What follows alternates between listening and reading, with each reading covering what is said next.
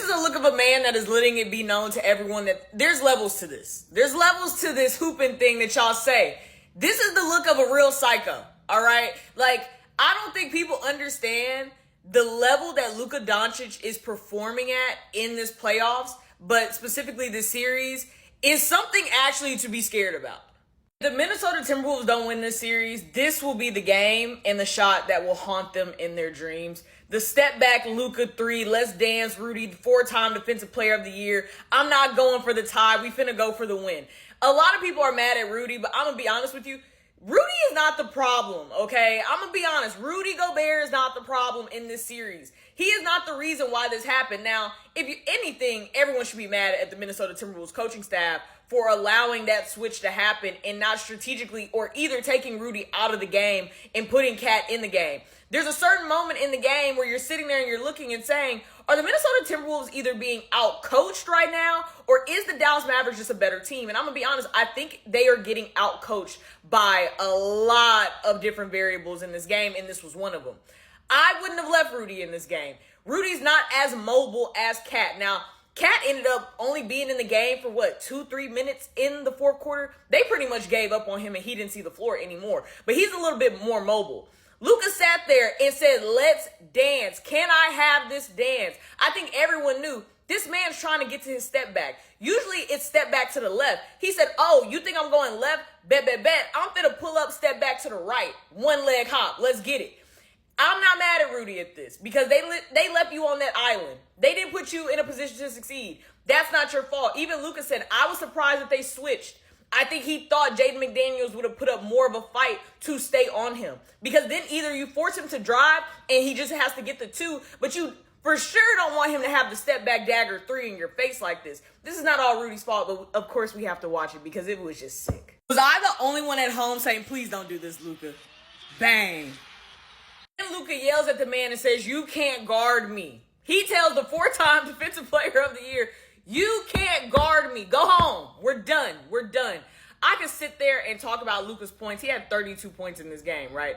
But there is just something different when you are looking at real killers on the court. Luka is one of them. You don't have to like him. You could say he's a foul merchant. You could say he's always crying to the refs. But when it is time to put a game away, it is undeniably there for us all to agree that Luka's in them conversations as one of the best in the NBA.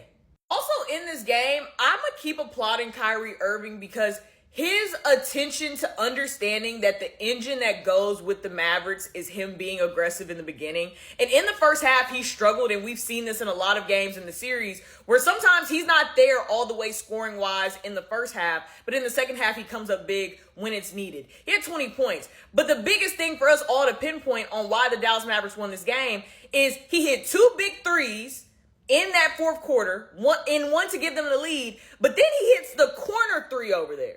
I believe this corner 3 for the Dallas Mavericks is something that mentally, I don't want to say broke the Minnesota Timberwolves, but kind of made them look at the Dallas Mavericks and say, wait a minute, what is going on here? They had the lead and really couldn't just keep it there or extend the lead. You have Luka Doncic throwing this across the court pass from the top of the key to the corner for Kyrie Irving for the catch and shoot to give them a 2-point deficit from this.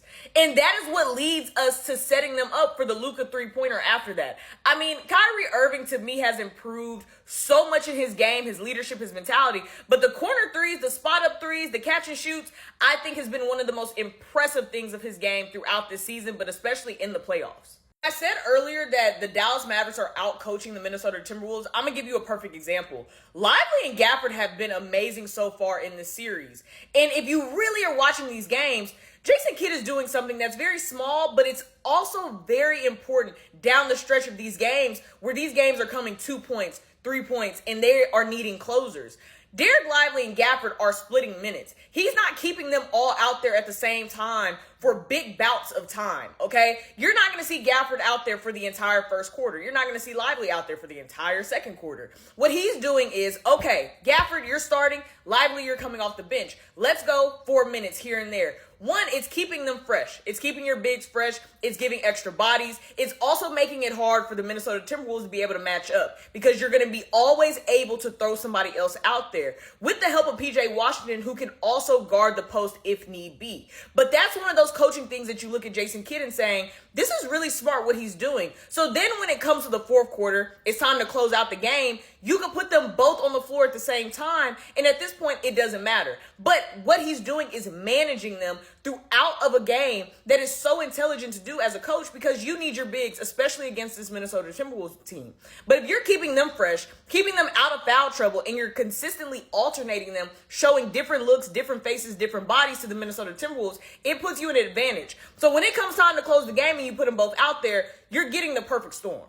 That brings me to the Minnesota Timberwolves. Now listen, just because we are critiquing players, games, that does not mean that we are no longer fans of them or all these things, right? We're not backtracking what we felt about Ant, what we thought about the Minnesota Timberwolves or Cat, okay? They are phenomenal players. They are a great team. The series is not over, okay? They're just down 2-0, which is big, but it's manageable.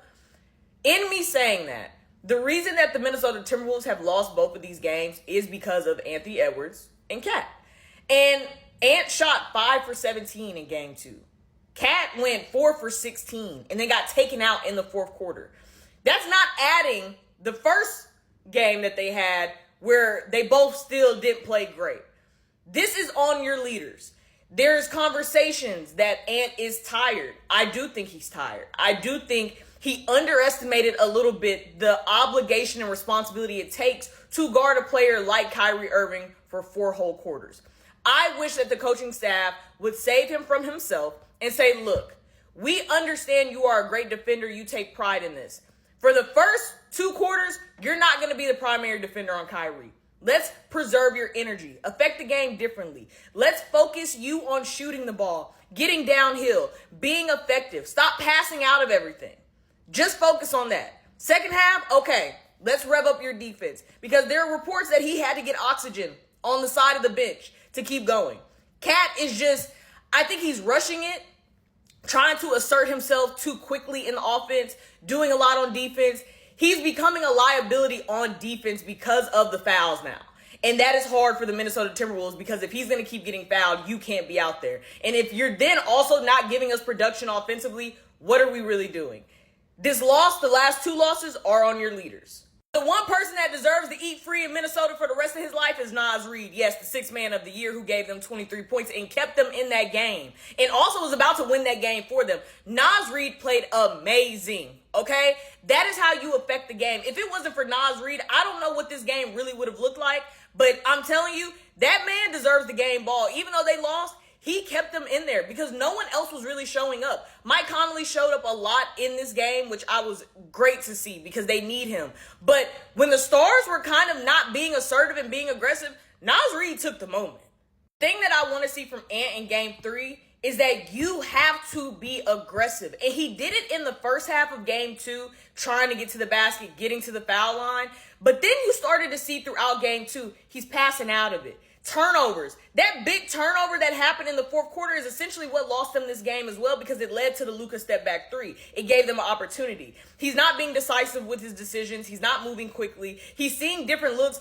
And he said it in the post game. When they're doubling me, they're also filling the gap, so I'm not getting downhill. But why are you waiting for the double team? Move quicker. You see it coming. Let's start making decisions before it actually manifests itself. It's no need for you to sit there and have to dribble the life out of the ball to try to figure something out. If you saw in game 2, he started settling, just taking bad 3-point shots. Again, he was exhausted. That is what it is. It is not an excuse. It is not saying that is why.